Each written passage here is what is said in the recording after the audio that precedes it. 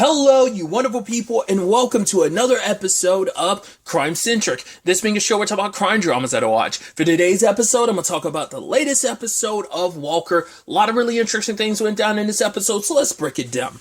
So first and foremost, we're picking up with Liam being captured and brought to Cordell. He's meant to be motivation. If they can't break Cordell, they'll break him by breaking his brother. If not worse, we'll end up killing him. Man, Liam's got it rough. Fact is, let's not forget, got shot in season 1. That was pretty bad. And now it's like, cool, gotten beaten up and tortured now. Which you almost want to, I'm sure Cordell's going to probably, who knows?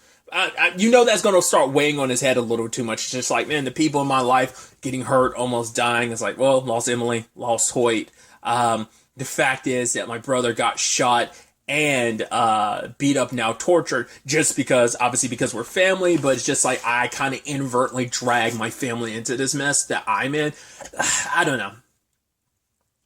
Because what I thought was interesting is when Cordell talked to Sean, and Sean's like, oh, here's his food, trying to like, oh, break you down and then offer you this helping hand, like, oh, here's his food. That way, like, while you're kind of broken and hungry and sore, like, oh, I'm going to show you kindness because now you like have this association of like, oh, this person's good to me. They'll, you know, it's twisted, almost like it's a twisted tactic, I guess. At least that's how I'm kind of reading the situation. But either way. At first, the way Sean was like, oh, but look at what you done. You busted Stan. You did this. You did that. And I was like, why? I was like, at first I was like, wait, are you guys some kind of group where it's like, right, the system failed, but we're going to be the ones to correct it. Like, that's what at first I was like, wait, are you some like good guys who do the bad thing for the right reasons type of thing? But it's like, no. He's like, even Cordell was like, it doesn't make any sense. What makes you think I would choose to work with you guys? Especially because he's like, I'm not going to end up like, what's his face who ate a cyanide pill last season just to avoid, you know, dealing with you guys. Like, the fact is you kill people and everything. You're not good people.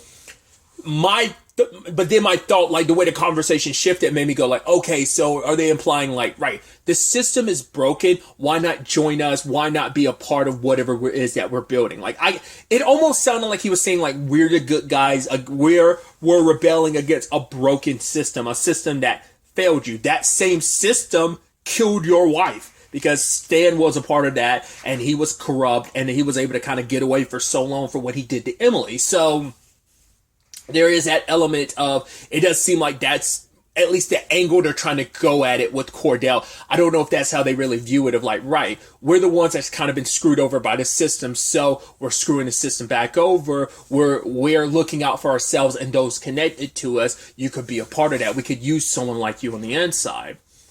So it does kind of point to that, you know, Sean isn't just the spearhead of this operation. He is the one kind of in charge of this, but it does seem like there might be a bigger play considering Julia did a lot of research and we didn't really, I mean, I'm sure if you pause on it, you probably see a lot more of like some of the connective tissue with this operation.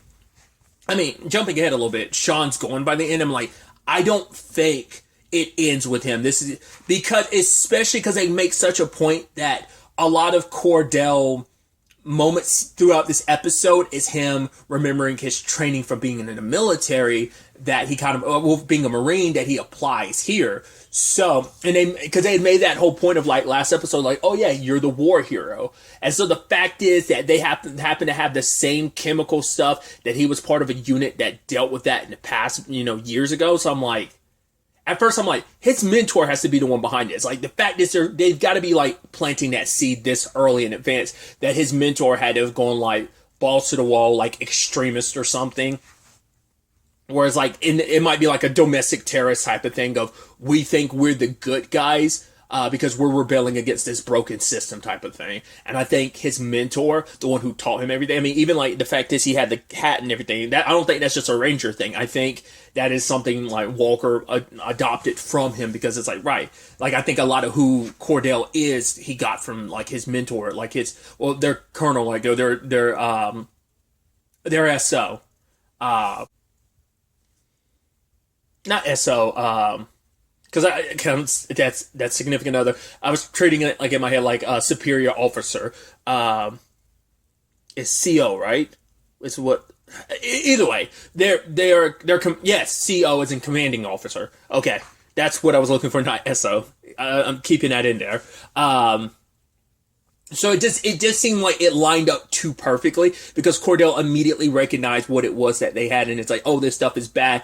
Whatever's in this could end up wiping out an entire village. So like, just there's too much. And them coming after Cordell probably wasn't an accident. Maybe they always had Cordell on their radar, or maybe not. Maybe, I don't know. Because it seems like the only reason they came after him now is because, well, Miles is, like, because of that kind of, all that stuff last season drew Cordell into it. Once again, they made a point to not go after James or after Cassie, even though they had him direct involvement too. They went specifically after Cordell because of his history. I think it's also because if his commanding officer is behind us, it's like, right, we'll have to kill Cordell, but rather than that, why don't we bring him into the fold? That didn't work out, but I'm assuming his commanding officer is going to try. Well, we don't know. Like, I'm making all this assumption because that guy could be dead for all we know. Like, but the fact, just the fact is that it shows that he means a lot to Cordell, that he helped forge Cordell into who he is now. It just feels like they're setting the stage for that. But luckily, Cordell and Liam were able to escape. I was kind of worried at every turn. I was kind of scared, like, oh man, something's going to happen. I legitimately didn't even think about it while I was watching the episode, because I said it now about, like, oh yeah, like, Liam got shot in season 1. I was thinking to myself, I was like, oh my god, Liam's going to get shot or something. I didn't think he was going to die or anything, but I thought he was going to get shot. And I was like, oh, it would have sucked if he got shot yet again. But, luckily they got out of there, and you're just kind of like, yeah, when they beat the crap out of those guys. Because I do love how that kind of ties in very nicely with the thing between Abby and Bonham, where Bonham's like working through all this. Because, I mean, everyone has their way of dealing with a stressful situation. But for Abby, it's like, we're supposed to be kind of in this together, and you're acting like you're not worried as I am. And for him, he's like, I am worried. I'm not showing it because I'm not as worried as you are. Because he's like, both of our boys are missing. He's like, I don't think that's a coincidence. So wherever Liam is, he's with Cordell, and they've been raised by you to have each other's back. So I'm not as worried because they are together, and they will do whatever it takes to look after ease some of that burden for Abby. It's like, should you just told me, would have helped ease her pain, would have eased her worry as well. But luckily they found Julia Johnson. I'm glad to find out she wasn't just some plant or some setup. It's like, I mean, I won't lie to you. Even in the last section of the episode, I'm like, are we going to find out that's not actually Julia Johnson? She's just someone impersonating Julia Johnson. But it seems like she might be the actual Julia Johnson. But it's just like, let's see, because that was also the point too. We don't know whether or not she's actually, I guess they kept her alive all this time because they wouldn't know how much she knew, but she wouldn't give up what she knew or where she hid any evidence. Because there might be some things of like, oh, if I die, some stuff might, well, she didn't get to like publish like the paper or whatever, the article she was working on, because Cassie and James ended up finding it at her place, but we'll circle back to that. But like I said, last episode, I wasn't sure what her whole deal was, whether that was a feint or like a setup just to screw Walker over. But, now it's kind of the point. And he wasn't quite sure whether to believe her or not. They got out, Liam and Julia get out, and Walker goes back, and he deals with Sean. I was like, oh yes, please. And I was like, the moment he got him in like that lock, like from the wrestling match back with the Marines, I was like, oh no, like holding back this time. And he was like, go ahead, break it. And he breaks Sean's arm. I'm like, oh yes. I was like, that bastard deserves it. Oh, that piece of shit. I'm like, yeah. I was just like the entire time, I'm like, yeah, fuck him up. But the show, once again, showing you how of an extremist he is. He is definitely of like the domestic terrorist variety. The fact is that he's like, right, you think you've won, but he's like, you've actually kind of lost, or like he says, I haven't lost, and he has a grenade, and he's talking about Valhalla and shit. I was like, oh, you want some very like Norse, like, I guess whoever's behind this, like, has some, like, ideology that kind of uses some, like, North mythology as, like, the foundation to kind of throw out Valhalla like that. I'm like, the fuck you think you're like Vikings on like the battlefield or something? I mean, maybe they're deluded enough. Like, yeah, I mean, once again, just what he did to Walker could have been done to him. He could have been broken down and then built back up. Like I said, last episode, I even made comparison to the show Burn Notice. There was a character who went through a situation of kind of getting indoctrinated into a cult of sorts. Because it's like, right, when bad things happen, you're kind of down and you get, like, the wrong person comes at you at the wrong time and they're able to take advantage, like any cult would. So it seems like it's very similar in this regard. This is domestic terrorist, military, militia type of cult, it seems. But either way. Because he knew by blowing himself up, he was planning on blowing up that, not only killing Cordell, but also setting off that, whatever those things were. Because that he knew that if it got released into the air, it'd still end up causing a big issue. Like, right, might not have been the main target we were aiming for, but enough of it spread out into the air, it probably will, like, disperse into the air and spread out. But luckily, Cordell locked themselves in, like, the radiology and probably put it somewhere to escape the blast radius of the explosion. So,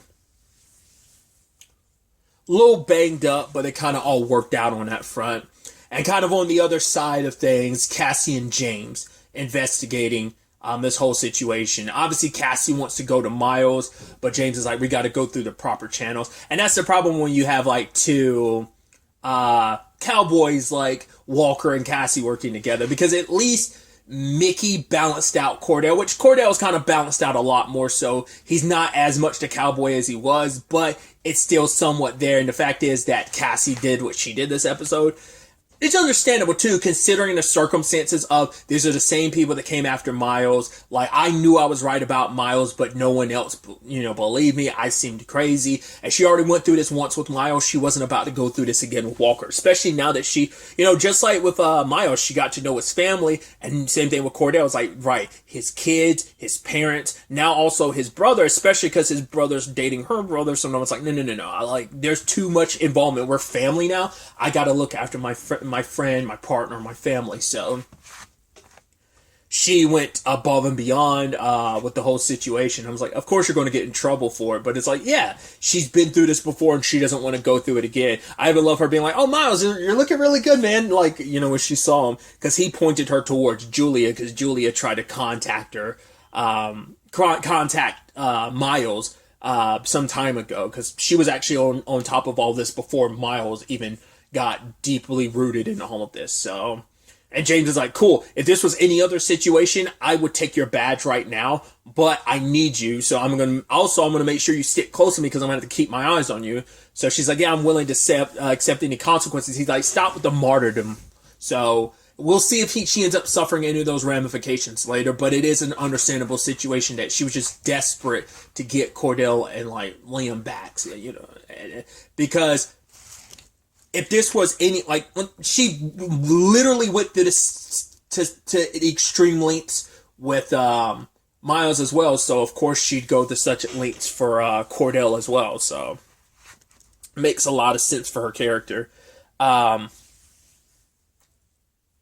Obviously there's a whole situation too with Stella wanting to do more, and James putting her on the phone to, like, right, pick up any tips. The moment Shannon, that whole thing, I was like, that's suspicious, especially because Shannon's like, oh, is there a reward? Which I'm like, at first I'm like, that's kind of shitty, but I'm like, all right, you do what you got to do, But then, like, the fact is that she also went by herself, because I guess she was like, right, I want to handle this lead on my own, because for one, it's something I get to do, so I can actually feel useful, but this way I don't want to pull James and them away from something that might not be important. So she's like, I'm going to handle it myself. This person wanted a reward. The fact is they wanted, I don't know what the reward situation is for information like that, because at first I was like, well, she is giving enough details, but I'm like, well, in retrospect, I'm like, that's stupid of me just to assume, like, she might have seen something, because the fact is that she probably just read the reports and stuff like that. Because I'm sure they specifically said what Cordell, that's what they do when someone's missing. They're like, okay, they were last seen wearing this, and this. And it's like, right. Because the fact, she's like, oh, well, she's got the details, so she must. But then I was also thinking, well, maybe she could be involved. Seems like that's a whole other thing. Maybe. I doubt we're done with that storyline. I'm sure that's going to circle back around. But the fact is that August and Stella went by themselves, which they never should have. But they also, once again, didn't want to get anyone else involved in something that would have potentially been a false lead, or didn't want to give anyone false hope or take anyone away from something that wasn't a guarantee. But it's also because both of them were tired of sitting on the sidelines and they wanted to be involved. It's like, right, Dad's in trouble. No one's listening to us. No one's letting us help. So we want to do something. Turns out to be a setup. And I mean, it's like, you gotta be some garbage human beings if you're willing to like jack kids for money. And especially finding out like, oh, that missing ranger is your dad. It's like, well, at no point in time did it ever cross your mind, cool, if their dad comes back, he will track us down and that will be an issue. But I guess they're kind of like, yeah, whoever, like, you won't be able to remember. We'll just disappear and probably hope that your dad never comes back home. But like, August got the crap beat out of him, and Stella gave her the money she had and just like, right, take the car and just go. So that kind of blew up in their faces. And the sad thing is, it's going to really be like, yes, they shouldn't have done that. It was extremely foolish. I get your desperation of like scared because you've been in a situation where you had a parent not come back. Your dad didn't come, like they had the whole conversation last episode of, yeah, I thought Uncle Liam, every time he'd come back, I was wondering whether or not he went to the morgue and identified Dad's body. And even more in a situation like where, at least, because even they didn't know if he was okay while he was undercover, so they've been through that before. But now you add into the fact is that, like, you know he was straight up kidnapped this time. It makes it 10 times worse because all those fears you had before were, like, just things you were kind of creating yourself, but you were still worried. Now you know that that's a strong possibility that he might get killed. And now not just him, well, I don't know if they knew about the Liam situation because they kind of danced around that, but Abby and Bonham knew. So at the very least, at the end of the day, it all worked out. But that situation with August and Stella could have going so much worse than it did. So it's definitely going to be interesting to see because I'm sure Cordell is going to be on a bit of a warpath against Shannon and her crew. And I don't know if there's going to be any direct connection between that and all this other stuff that's going on. Because wasn't Sean and him connected? Because the thing that Miles was investigating was a chop shop as well. So they might, I don't know. That just might be a whole other criminal unit. They might be connected to something else entirely, or maybe there is some connected thread. I feel like it wouldn't be, because why go through all that trouble if you were just going to get $200 from some people? It's like, right, you're some scammers, you're some grifters, like just doing whatever you can do. It's like, oh boy, I cannot wait for you to get your comeuppance, and it's going to hit you super hard soon. Maybe not next episode, but you will get what you deserve for doing all that. So it's definitely going to be, like I said, everything luckily worked out in the end. Liam's alive, so is Walker, and the Julia thing. I still feel like there's still so much more to that, so I'm sure they're going to try and get some information from Julia to be like, okay, so there's more to this, and Cordell coming back home after all of this, being with his, said the first thing he wants to do, go to his kids, hug them, so finally find his way back home. But it's definitely going to be interesting to see where we go from here going forward into the next episode. But really, that's all I want to talk about. Till the next time we meet, be happy, be safe, live life to the fullest, and enjoy it. Good day, and goodbye.